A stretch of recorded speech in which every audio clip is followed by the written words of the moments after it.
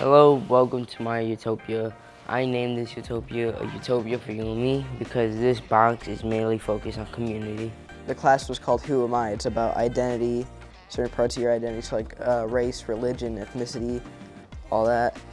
And we had to tie in our identity with the concept of utopia, so like what your ideal society would look like or what your perfect society would look like. For everybody else boxes, they just did their whole box on the future and what they want for a future utopia.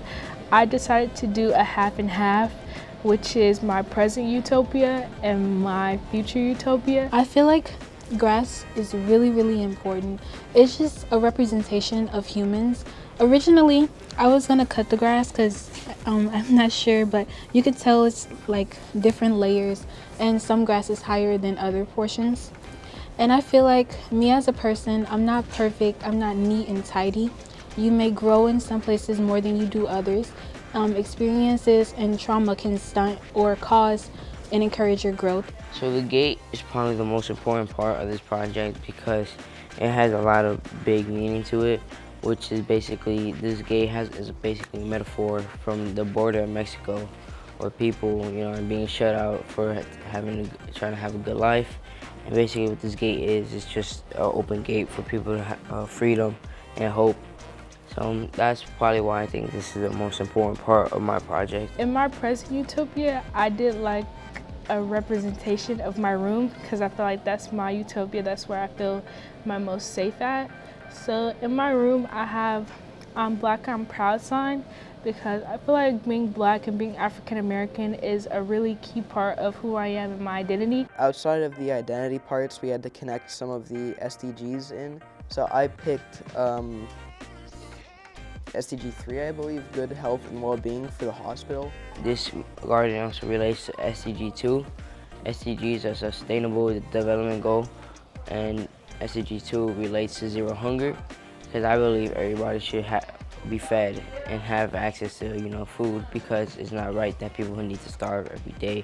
Here is a bench, and it represents society in a sense where, as you see, the clay woman decided not to sit on the bench, and she won't be ridiculed for that. In fact, she'll be embraced to sit where she pleases.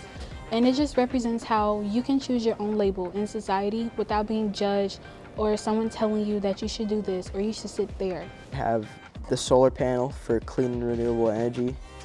Also, because this piece was just really cool, I wanted to build a solar panel with it.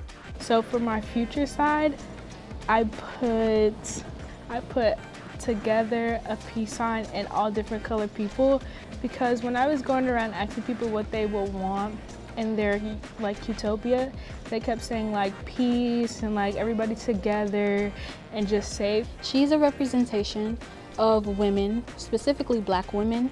To keep it PG, she is not wearing clothes because I feel that all bodies should be embraced, especially in my utopia, because oftentimes women are told, oh, you need to cover up or you need to hide this or that.